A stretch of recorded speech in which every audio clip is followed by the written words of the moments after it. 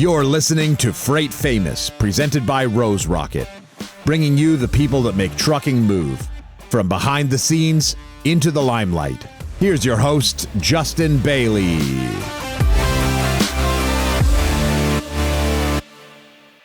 Hi, everybody. Welcome to another edition of Freight Famous, a podcast brought to you by Rose Rocket from the lovely Rose Rocket Studios in downtown Toronto. Freight Famous is a podcast that we put out about once every 2 weeks. And the purpose of our podcast is to deliver you content that is relevant, that will help you automate, build, and scale your transportation business. My name is Justin Bailie. I'm the host here. I'm also a co-founder at Rose Rocket. And today with me is Mark Gooderham from Gooderhams Sales Talent. Gooderhams Sales Talent is a sales talent acquisition or recruiting business, and they are here to offer some helpful tips today on how you might think about hiring salespeople, retaining salespeople, when is the right time to do it. We do spend some time today talking a lot about actually sales talent in the tech industry, but I think it's really important for transportation because it's somewhat aspirational to the space. And I think what people do in tech is really, really cutting edge. And I think it can be applied with a lot of success if done properly for your transportation business. So with that, I'll bring Mark Gooderham. Mark, it's good of you to be here. Yeah, it's awesome to be here as well. I appreciate you having me, and congratulations on this podcast and the continuing success at Rose Rocket. I've obviously been following you folks, and I know we've done some work together, and it just continues to grow and very, very successful. So congratulations. Thanks, Mark. It's not an insignificant amount of work, and it takes obviously a lot of really, really great people, and that's I think a big part of today's conversation. Obviously, is to talk about the people side of the business. And particularly the sales aspect, for our customer base and our listeners, I suppose, at large who aren't customers and maybe one day will, or maybe have no business being customers because they're not in the trucking space. Sales hiring is something that is pretty difficult, I think, especially when I think about trucking companies. They're very operationally centric. The businesses are often built actually from sort of, when I say like an operator, it might be the dad used to drive a truck and now they have 30 trucks and it's sort of started with just hauling freight, being an operator. And then you've got sort of the brokerage side of our business, which is generally more of the sales and marketing aspect of the industry. That's really what, brokers exist largely because trucking companies are so operational. So you've got this contingency of sort of sales motion. It's an entire industry unto itself. Now I'm oversimplifying it for the sake of this conversation, but I think that there's still, even on both sides, I think that there is in the trucking side, I think sales people maybe have a certain sort of reputation or profile that they might be thinking about, and then you would have on the brokerage side, you in a lot of the different 3PLs brokerages I spoke to, and I've owned some. There's always sort of different ways of thinking about selling and different ways of thinking about salespeople. So I think what I'd like to do is, because there's two sort of listener groups, if we divide it like that, I want to kind of talk maybe to each individual side of that if we can, and.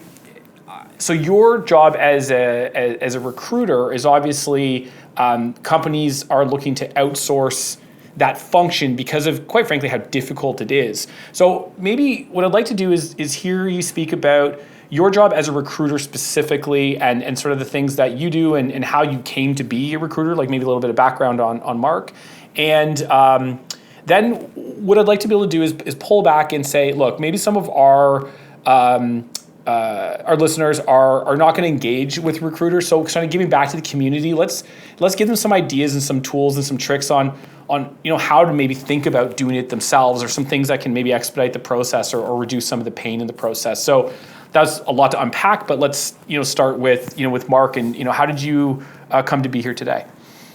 Yeah, sure. So I think if I'm thinking back on my call it professional career, I guess I've been working out of school and all that stuff for 18 years. And I had my first sales job working for a a small Xerox agency. So it was 100% commission, pounding on doors, whether it's accounting firms, lawyer firms, doctor's offices, being thrown out of places, just, total cold calling, 100% commission. So great training that put a nice foundation from a sales aspect. And then became a sales manager and led a small team of account executives, and then found my way into med device sales and did that for 3 years, Canada and the US, selling into hospitals, different types of medical devices. So I've been on the other side of the table, on the other end of the phone, so to speak, speaking with many different recruiters and hearing different processes. There are so many recruiters out there, right? So some people just get it and they ask me the right questions as a salesperson. They understand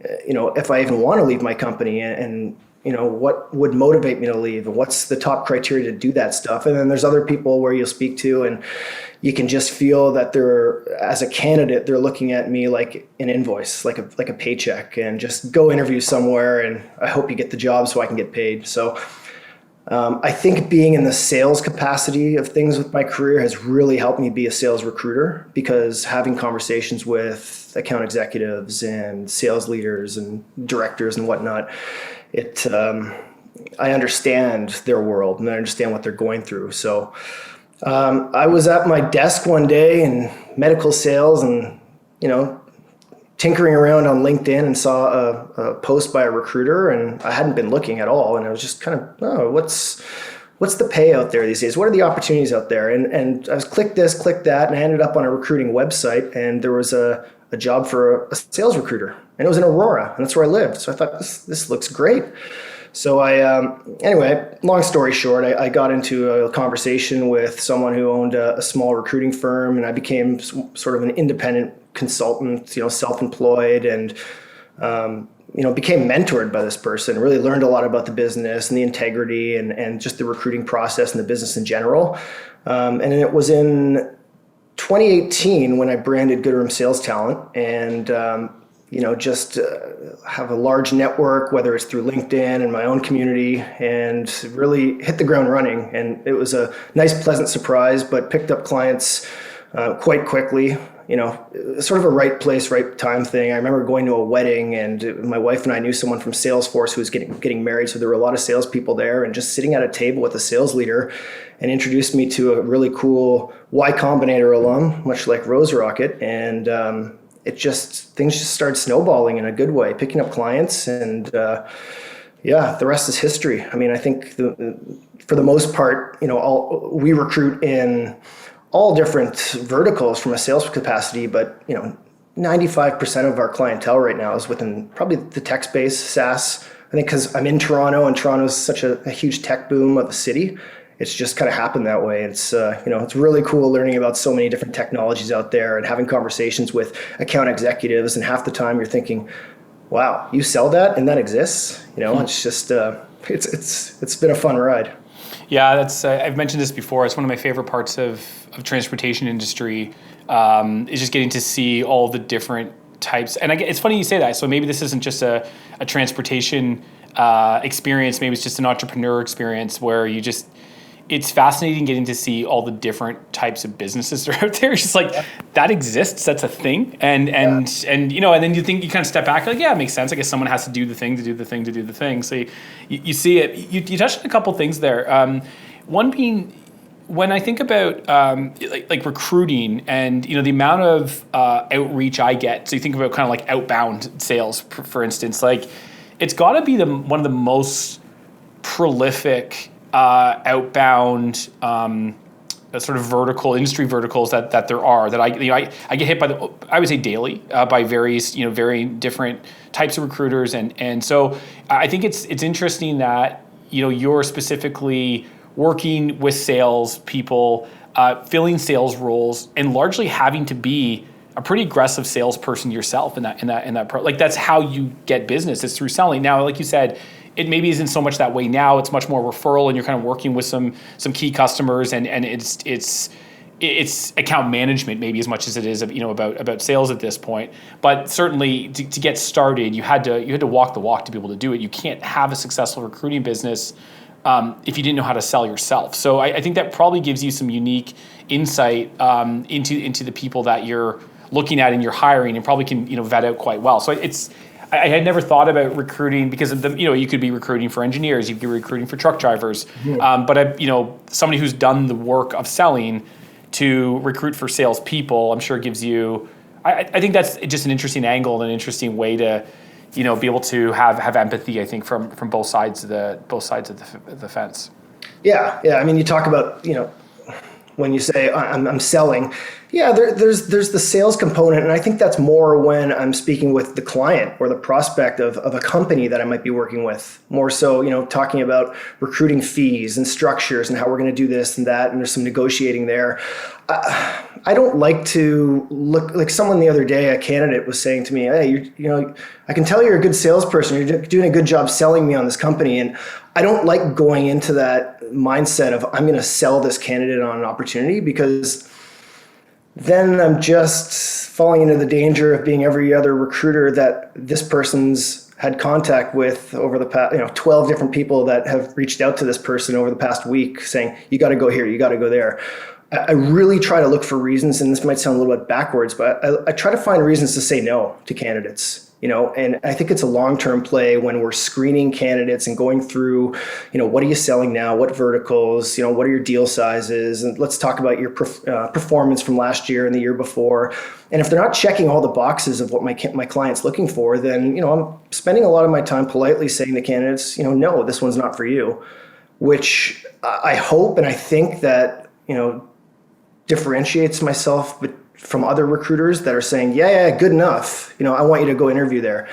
It's more of a long-term play, Justin, because those same candidates will come back a year from now. I mean, I'm not going anywhere. They'll come back a year from now saying, hey, really glad you didn't tell me about that opportunity, but let's talk about another one. And maybe this time there's a bullseye opportunity, if that makes sense. It does. And I think that's your response to that was interesting, because it probably leads into where I want to go with the next conversation.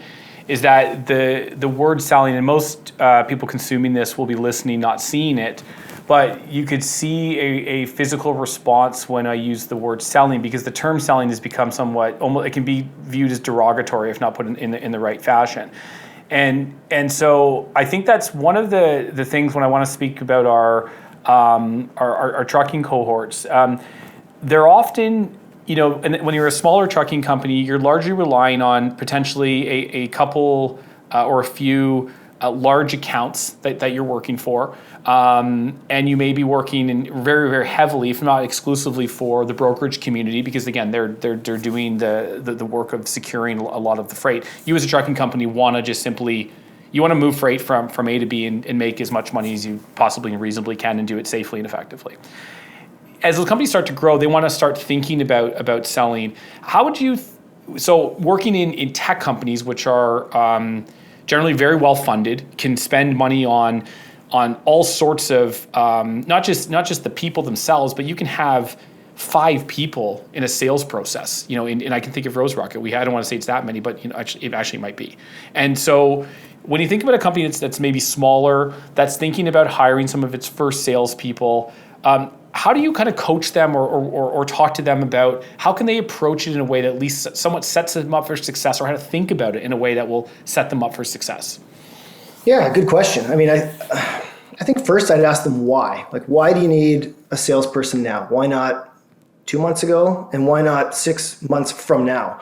What I mean is that I've worked with a lot of companies, especially like a lot of tech startups, where they've just gotten some funding and they see a great vision, and now we're ready. Let's go. We need some account executives. We need 6 of them. We're going to hire right away and fast and furiously. And the problem with that is sometimes these companies don't have the proper pieces in place to build a sales team yet. Like, they don't have customer success. Like, how are these, and I'm speaking more in the tech space, but this can really translate to anything. But okay, so we're going to hire all these great salespeople because we always think sales equals revenue.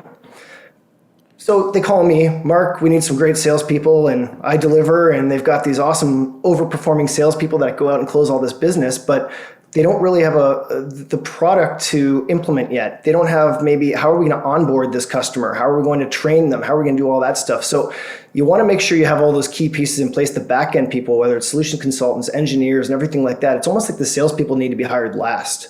So I've had this conversation with companies before where, I kind of see the writing on the wall, and it's like, are you sure you want to hire salespeople now? Like, what's the process? What happens if someone closes a $400,000 deal? Are you ready for that? And sometimes the answer is no. And what ends up happening, you put a candidate in place and they end up leaving in 6 months because they're like, this company doesn't have it together. So you really want to be ready and have all your ducks in a row to hire those salespeople. That'll be my main thing. And how can a small business separate themselves from an opportunity? What can they do? So if you've got again, we're talking about tech companies, but going back into transportation, how can a small company with no brand stand out to a candidate or be an attractive place to go, and not having a Salesforce or a JB Hunt tag to their business? Good one.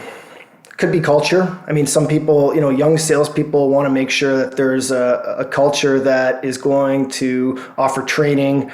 They're going to offer some, career progressions. And sometimes these young, smaller companies, that's a nice key advantage that they have over the large engines, right? Where, if you come in here, we're going to train you. You're going to get, sort of an MBA on working together with me, who's the CEO and president.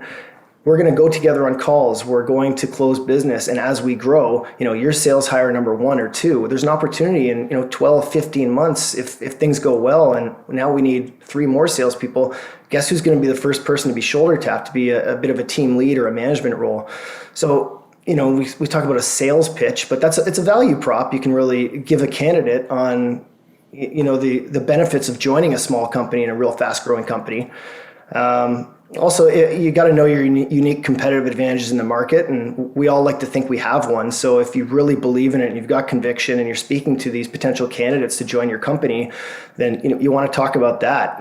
Sometimes if it's a large, 10,000 employee company that you're going up against, customers can get lost in the mix and in the shuffle, where there's a little bit more of that hands-on approach from a customer service standpoint too. Yeah, I think that's the key one is really finding, understanding and kind of going back to that point around, are you ready for it? One of those the key are you ready for it moments is, what do you do better than anyone else in the world? Where do you offer extraordinary value? And it's amazing how many companies, industry agnostic, really can't answer that quickly and easily, mm-hmm. and again, it drives me nuts when you hear the word service. Like, you can't service is a promise that you fulfill later, so it's like you can't sell on service. You have to have something that you can stand behind as that pitch. And I think it's interesting. I find the sort of longer I'm just in the world of customers and people and business, I suppose, is that it feels like the difference between what you pitch to your customers and what you pitch to new recruits.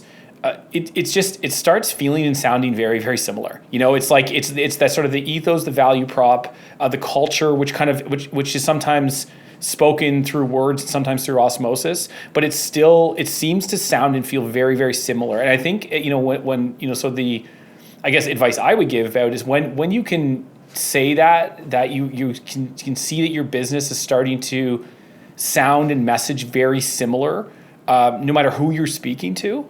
You might be ready there. That might be a good kind of point to look at and a good inflection point for you as a business. Especially these days with how competitive it is.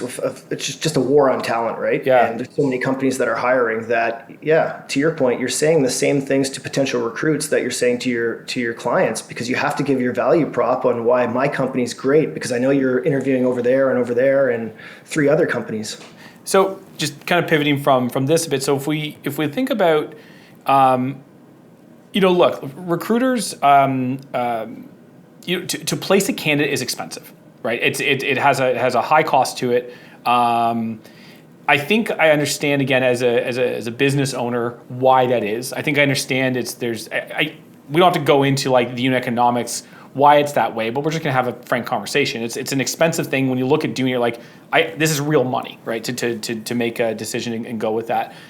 Talk to me a little bit about what you kind of have to do in order to get the candidates that you get, the work that goes into that. Because I have been privy to the candidates you bring in, and I can say from working with Mark before, you do bring in some very high quality candidates that have worked out in the businesses that I've known you've worked for, have done really great work. So you're not just going on LinkedIn and finding a person and then calling them up and placing them in a job. There's obviously an incredible amount of work that goes into it, but help me unsell our listener base on why they don't want to do this themselves. Yeah, you're right. It's not cheap. I think frank conversation, if companies are paying, I think typical fees for a recruiter for a placement would be, 20-25% of a candidate's base salary. So it can be $10,000 to $50,000 for a placement, and companies need to have the budgets for that, obviously, and have to plan for that. At the same time, there really is an ROI that goes into that, right? Where let's say you've got 2 empty territories and they've been empty for 2 months. And in that 2 months, could that one of those territories be generating $10,000, maybe, I don't know, $100,000 of revenue? And there's no sales being made, or maybe someone's kind of babysitting the territory and hoping some revenue comes in. That's an obvious one right there. But also, anyone can really do a calculation of what is my total income per year, work it backwards, and what am I paid per hour? And a sales leader, I would always, suggest them doing this. So let's say you're a sales leader and your time's worth $200 per hour. An interview is call it an hour? Do you want to be the person with a stack of resumes on your desk and going through that? And by the way, when you get a stack of resumes on your desk from job boards and all that, I'm sure you know as well, Justin, 90% of them are going to be unqualified and probably have never even been in this industry before. So this is the person that's going through all the resumes and now has to interview people, and you're interviewing 20 different people. And what's that? $4,000, because remember, you're being paid $200 an hour, so to speak. When you hire a recruiter, the big thing we're being paid for is all that stuff in the background that you don't see. I'm having conversations with, if there's 20 candidates, and again, going back to the strategy of looking for reasons to say no, as long as I can have a good hour at least of your time as a sales leaders and understand exactly what you're looking for, what verticals do they need to be selling into, what's the background that they have, are they hunters, are they farmers, are they selling SaaS as an example, or deal sizes, all that stuff. There's 1,000 more pieces that we need to know. They need to check every single box, at least to the standard that I'm going to deliver to you. So if I'm having 30, 40 phone calls and Zoom calls with a candidate, maybe 2 of them check all those boxes. And if I'm not doing that, someone's got to do it. And it's got to be, you as an internal recruiter or as an HR person, as an example. You look at an HR person, and a lot of them are really good at what they do. And some companies will just task their HR person to do all their headhunting and hiring and all that. That's not the only job of a HR person. They've got a lot of tasks and a lot of things on their plates. As an external recruiter, that's our sole job, to have these conversations with people, screening conversations, even just the way they answer the phone for me. Sometimes I'll call a candidate on a scheduled call and they just sound like they're in their basement smoking pot or something. It's just like, hello? Well, this hasn't started well. And now I'm just, I don't like it. Yeah. I know. I'm sorry, I'm being obviously aggressive, but just the way they talk, the way they communicate, the way they can articulate a really good sales process. Why are you successful? Are you reading any books right now? What are you reading? What do you do for self-improvement? All those questions that a sales leader doesn't have time to be asking people on screening calls. Their job is to be driving revenue and helping their sales team win business. Cool. Mark, that was really, really good of you. I appreciate you taking the time with us today. I think there was a lot of interesting insights. I know today we spoke a lot about sort of startup ecosystem style, but this really does apply to it. This is somewhat industry agnostic. I think when we're thinking about salespeople, I think the startup landscape is actually really interesting in that it's aspirational for a lot of organizations. Every company, I think, it is, or quite frankly, is going to be a software company, and that's a bit of a philosophical statement, and maybe on some other podcasts I'll drill into what exactly I mean when I say that. But it's I think it's aspirational to want to do it the way startups do it, because it's modern. It's we're largely trying the stuff that others haven't, or we're investing in areas pretty heavily where maybe a lot don't. So I think if you're looking at this through the lens of, well, I'm not a startup.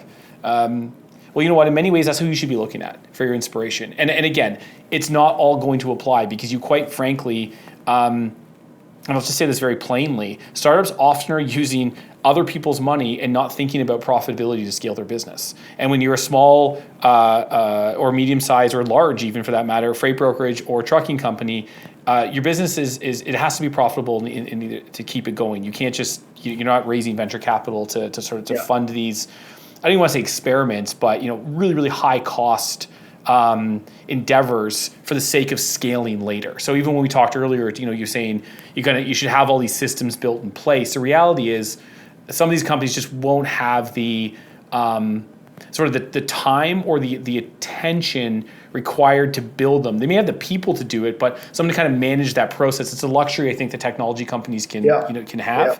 But in that notion, it doesn't mean you can't still look at them and pull pieces out. And tech companies are also, startups, I guess we'll say, are particularly good at being very transparent, because we're trying to build this brand and this very vulnerability is really cool right now. And so through that, you'll end up getting a lot of content online from sort of the HubSpots of the world. They're probably the godfather, I think, of really good content. But all the way to companies like us who are trying to put out material all the time just to give back, be vulnerable, show you inside of our company, to show you how things are being done. So you can really, really see how the sausage is made if you're thinking about tech companies as a way to model your organization. But I caution our transportation listeners, do not try to copy it, because again, these are largely built off of very, very cost intensive, not experiments necessarily, but processes,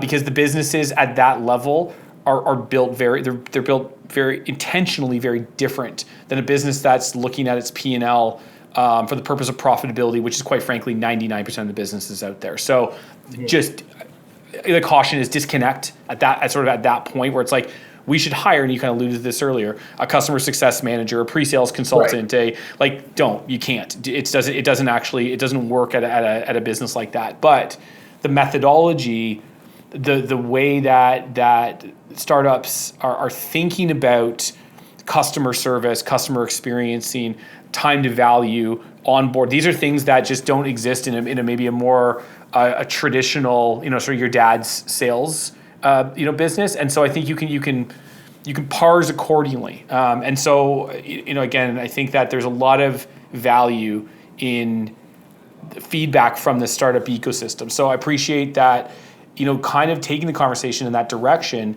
because it does, I think, lend some aspirational, content to know what we're doing. Largely our guests are speaking about, sort of trucking specific stuff. And on this show, we're really trying to bring, I think, a more of a breadth of perspective, something that is logical to our listener, but then also that has stuff that we're pulling a little bit from the edges, that it's not such an echo chamber, quite frankly. Right. And so anyway, brother, thank you. Appreciate you being here and making the time for us.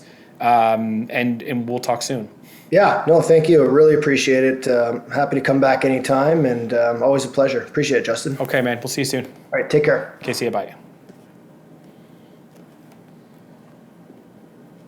So thank you, everybody. If you want to find Mark, you can find him on LinkedIn or the general interwebs. Otherwise, please remember to subscribe and like.